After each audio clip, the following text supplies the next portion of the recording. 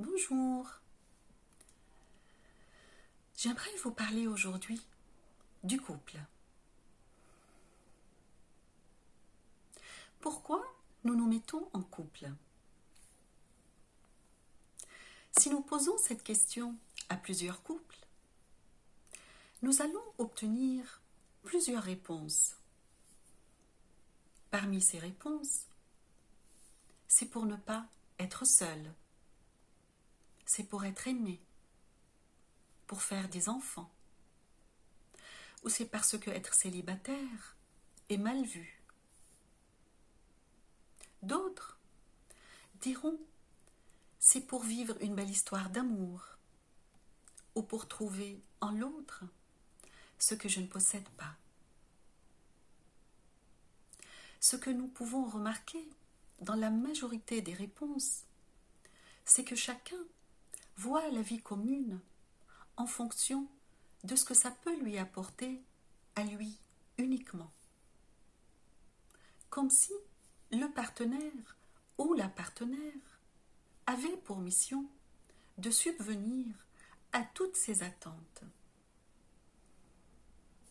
Il faut que notre partenaire nous apporte de l'amour, de la sécurité. Alors nous allons nous démener et nous plier en quatre, essayant de combler tous ses besoins, en espérant obtenir en retour quelques miettes d'amour et d'attention.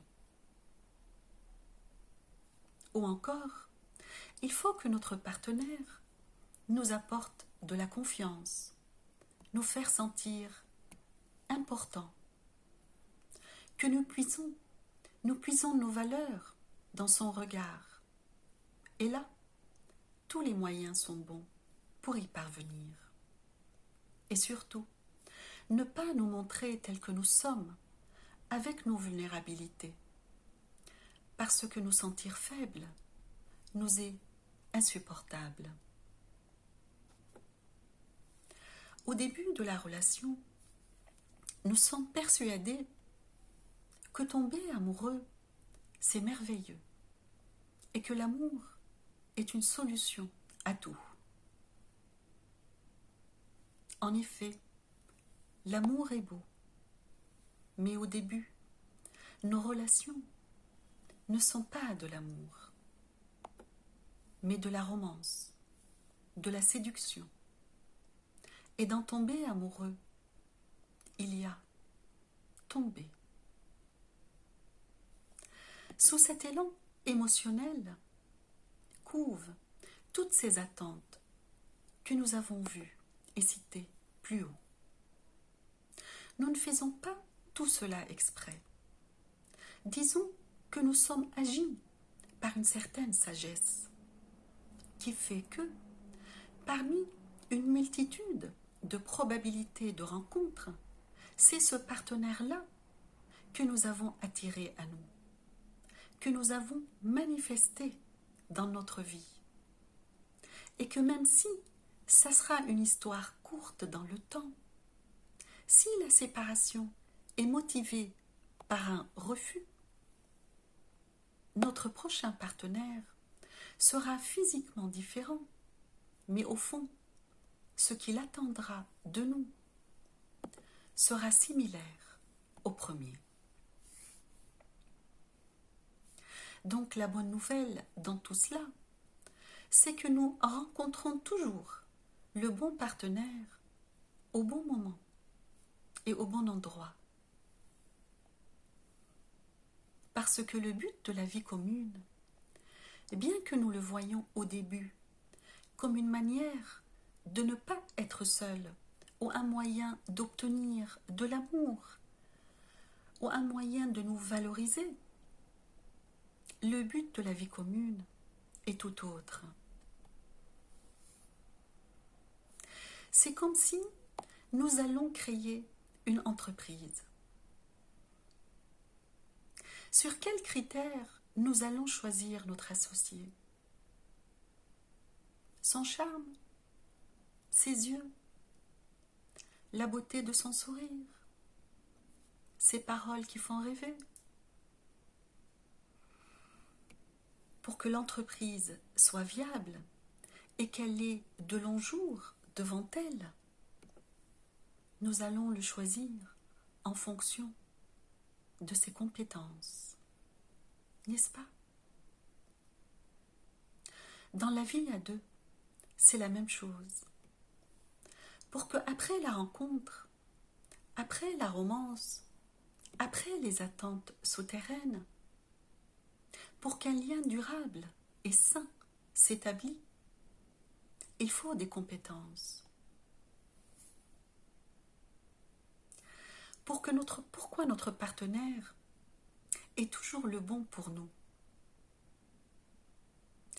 Parce que c'est lui qui va nous pousser à manifester nos compétences et vice-versa.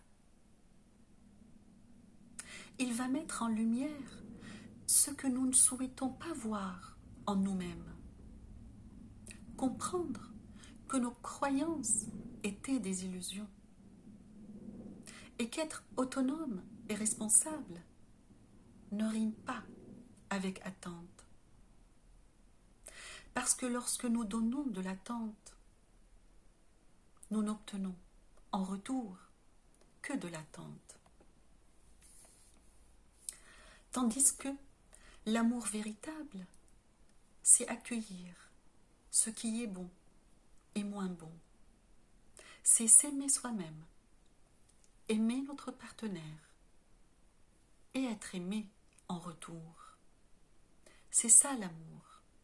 C'est la compétence à aimer l'autre tel qu'il est et le soutenir dans sa transformation vers un meilleur.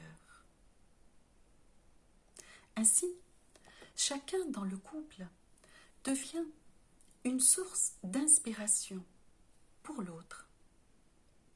Chaque partenaire se sentira ainsi accepté, accueilli, aimé et soutenu.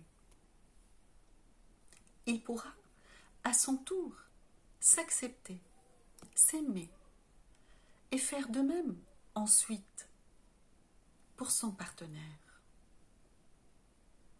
Ainsi, la relation n'est plus conditionnée par l'attente, mais ça sera un lien enraciné dans le partage. Ce que je te donne te fait grandir.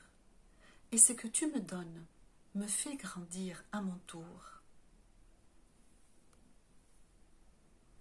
Le lien se mérite parce qu'il naît de notre désir à nous en premier. Il se tisse, il se travaille. La vie à deux, c'est donc aussi être dans la transmission. C'est l'alliance qui permettra un partage de réparation avec l'être qui partage notre vie.